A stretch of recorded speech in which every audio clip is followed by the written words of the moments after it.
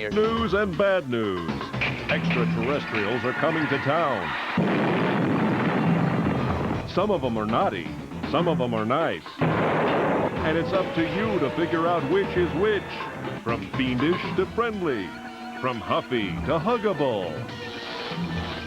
Strange creatures are on their way. A horrible, grotesque imitation of the face looking right into my eyes.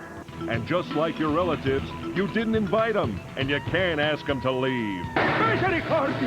It's time to roll the dice on intergalactic house guests from hell as Trailer Park presents Good Alien, Bad Alien. That beast is from Venus. Venus? The planet Venus?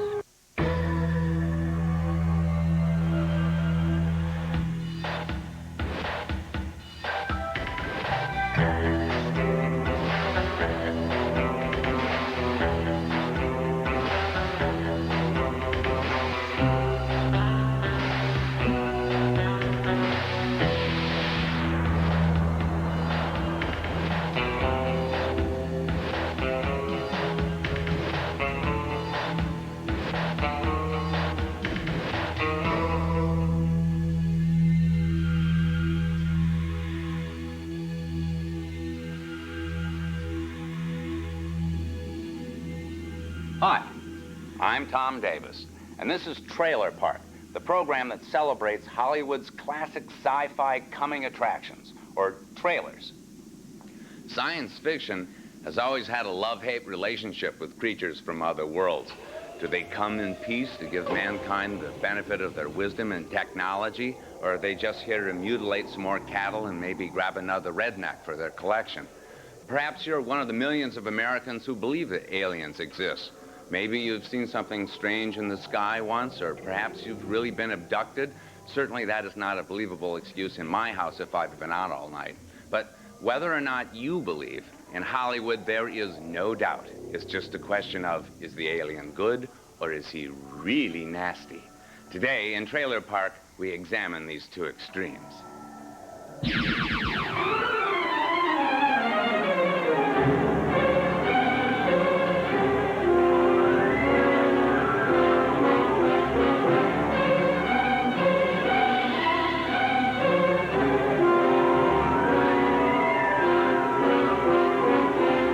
This could be the beginning of the end for the human race. For what men first thought were meteors or the often ridiculed flying saucers are in reality the flaming vanguard of the invasion from Mars. Looks like they're going to come out of that gully pretty soon. We'll have to rush our defenses to be ready when they do. We're going to need plenty of reinforcements. We'll get them. Lieutenant, look! They slash across country like scythes, wiping out everything that's trying to get away from them. That explains why communication is cut the moment their machines begin moving. Montreal's blacked out. Nothing more's come through. Same thing that happened on the Pacific coast. Anything from them yet? No, Mr. Secretary, we've had nothing from San Francisco for over 5 hours. The nations of the world mobilize their armed might, rushing to defend the Earth against the unknown weapons of the super race from the Red Planet. Is there nothing that can stop the Martian death machines? Guns, tanks, bombs. They're like toys against them. We know now that we can't beat their machines. We've got to beat them. All over the world, human beings cower before the onslaught of these unearthly enemies, whom no one has ever seen. Panic that sweeps around the globe as the great masses of mankind flee blindly in a headlong stampede of hysteria.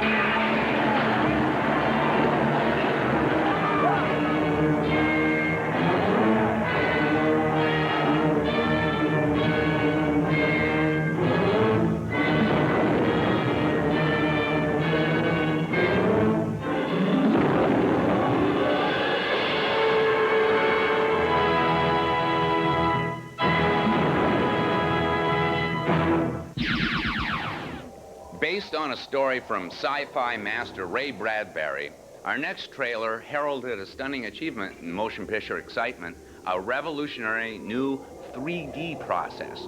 Now, if you don't have your own 3D glasses at home, you can just get real close to the screen and cross your eyes like that, and then you'll experience the same headache that audiences did in the theaters when It Came from Outer Space premiered in 1953.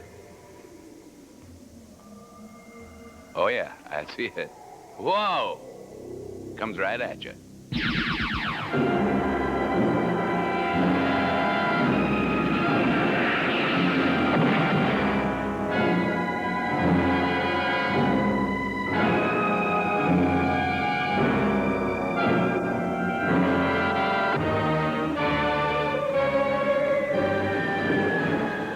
Yes, it came from outer space to fill the world with terror, to bring you unforgettable suspense. What was it? Where did it come from? Who were the all-powerful creatures it brought from outer space? And what did they want on Earth? You can learn the amazing answer only when you see the most thrilling picture in years. It came from outer space. In the astonishing realism of 3 dimensions, with objects coming right out of the screen, so real they almost touch you.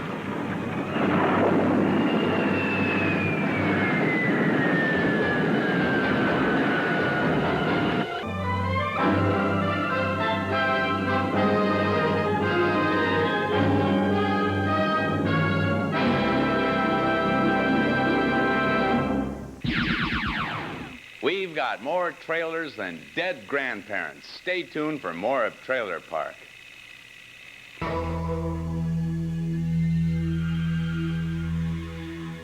Trailer Park will return in a moment. Night skies with childlike wonder, and sometimes other creatures are looking back. In fact, Earth is an alien tourist stop for extraterrestrials, the most famous of which has become one of sci-fi's most beloved characters. In 1975, he directed Jaws. In 1978, he directed Close Encounters of the Third Kind.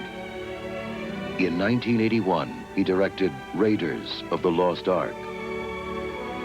And now, Steven Spielberg brings us E.T., the Extraterrestrial.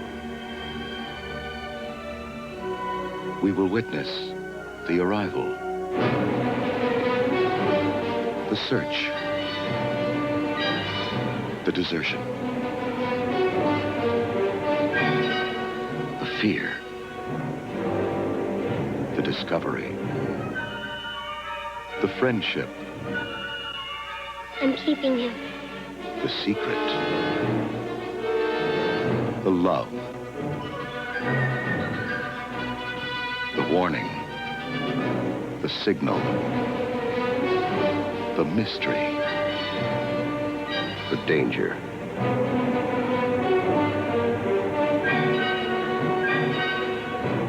The intrusion, the wonderment, the enchantment, the hope. The connection has been made. Universal Pictures presents Steven Spielberg's E.T., the Extraterrestrial.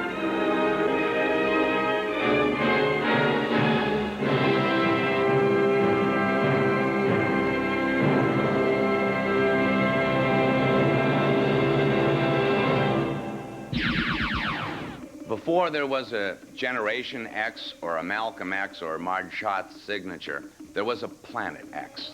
And just like you slackers out there in the audience, it's on a collision course with everyone on the planet Earth.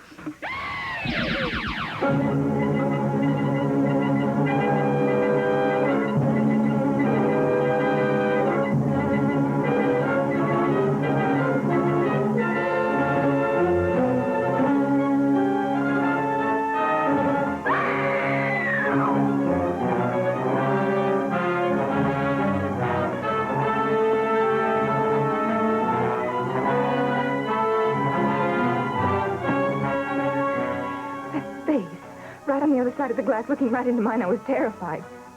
Face? A human face? A ghastly caricature, like something distorted by pressure. A horrible, grotesque imitation of the face looking right into my eyes.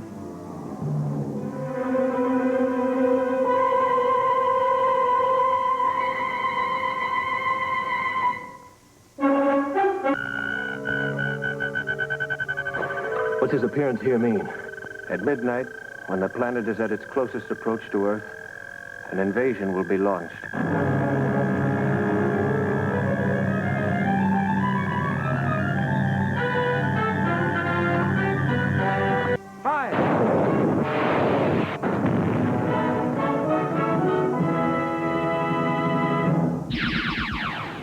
The Man from Planet X was one of the few sci-fi films which showed an alien in a sympathetic light. Most movies of the 50s use aliens as a thinly veiled metaphor for the encroaching communist conspiracy. And far from being a lavish production, Man from Planet X was filmed for a mere $50,000 on sets left over from the making of Joan of Arc. Sort of gravy on the French fry, I guess. Yeah, that's what it said. We'll be right back. You got to see it.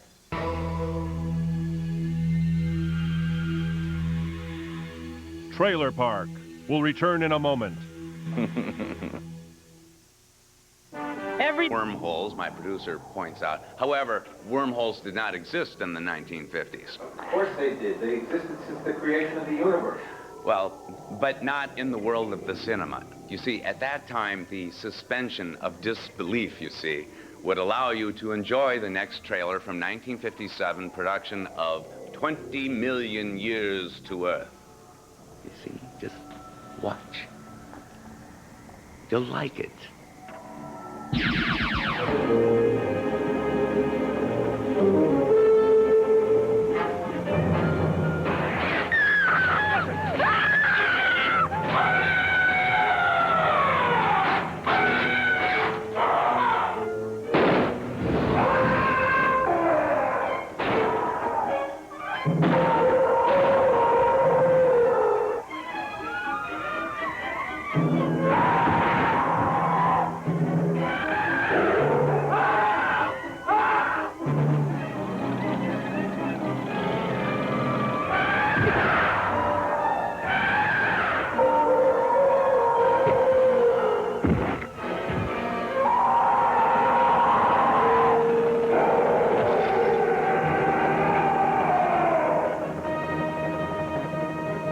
The rocket, with its complement of 17 men, had landed on the planet Venus. Venus?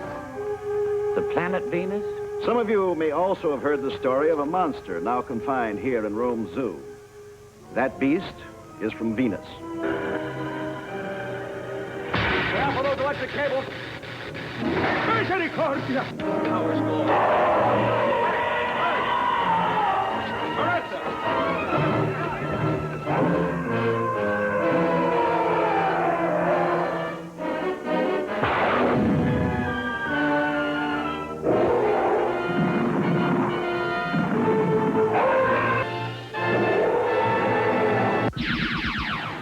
This next trailer combines all the classic juvenile themes of 50s sci-fi. A monster immune to bullets, army guys, a professor with a gorgeous daughter, and a handsome, hunky scientist. Feminists may wish to leave the room.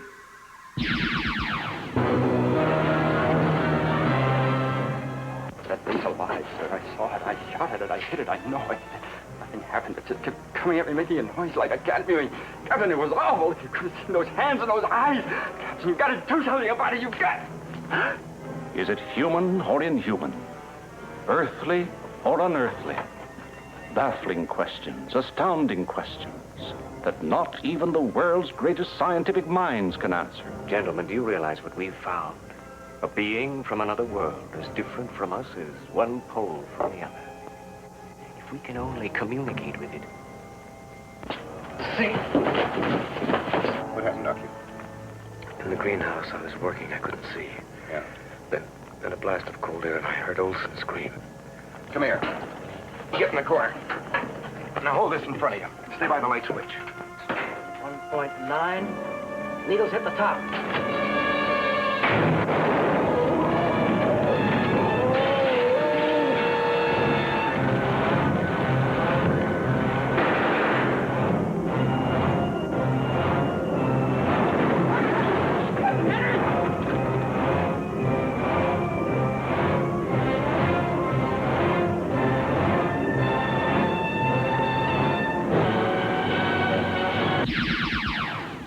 The that story of the thing from another world is set in the Arctic.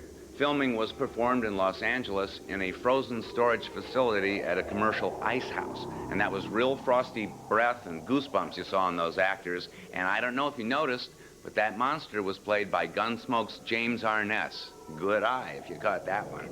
Well, when Trailer Park returns, more bad aliens. But it's a good thing, I think. You gotta have them.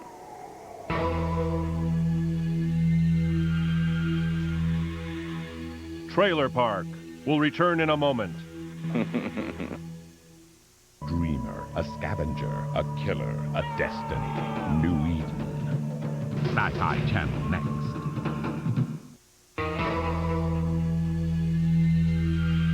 We now return to Trailer Park.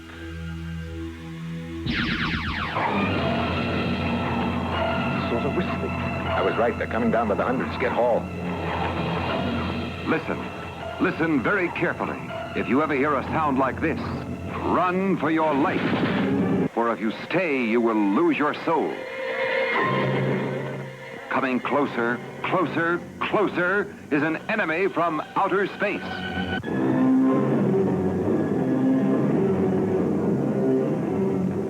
From out of this world it came. A horrifying terror that threatened mankind, haunting and possessing every human being within range. An indestructible danger beyond all earthly understanding. Vincent Broadhead is dead. Dead? I watched him die a few hours ago in that plant. His whole body covered with some kind of corrosive poisoning, eaten away. It poisoned everything it touched. The mind and the body of man was no longer in his control. We're holding this block. We've got to, at least until the oxygen takes effect. What's in those domes, mister? Resistance must cease immediately. Lay down your Yes, what is it? Kill us. Inside those domes are creatures from outside this earth. Ah, you're mad. I've seen them. Thousands of tiny creatures that can join together and expand into things 100 feet high.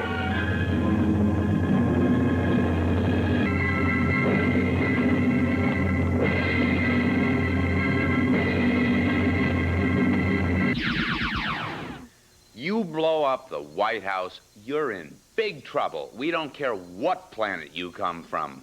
ID 4.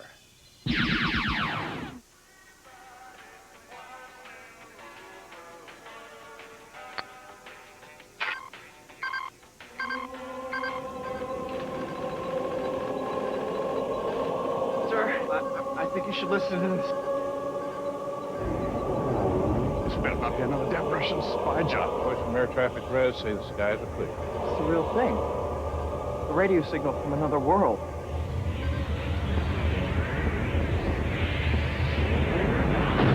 Mr. President, our intelligence tells us the object has settled into a stationary orbit. Part of it is broken off into nearly 36 other pieces. Smaller than the whole, sir. Yet over 15 miles in width themselves. Where are they heading? They should be entering our atmosphere within the next 25 minutes.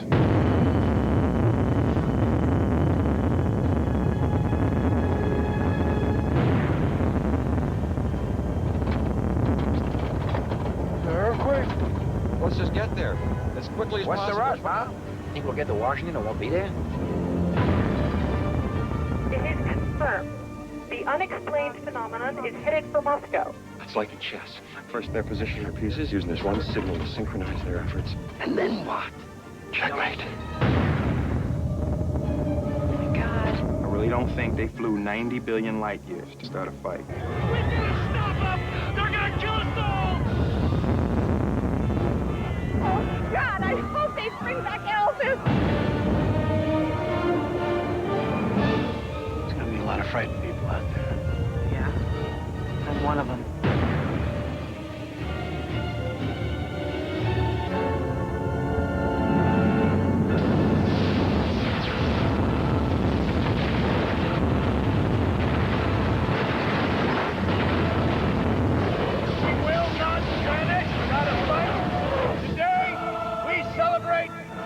Independence Day.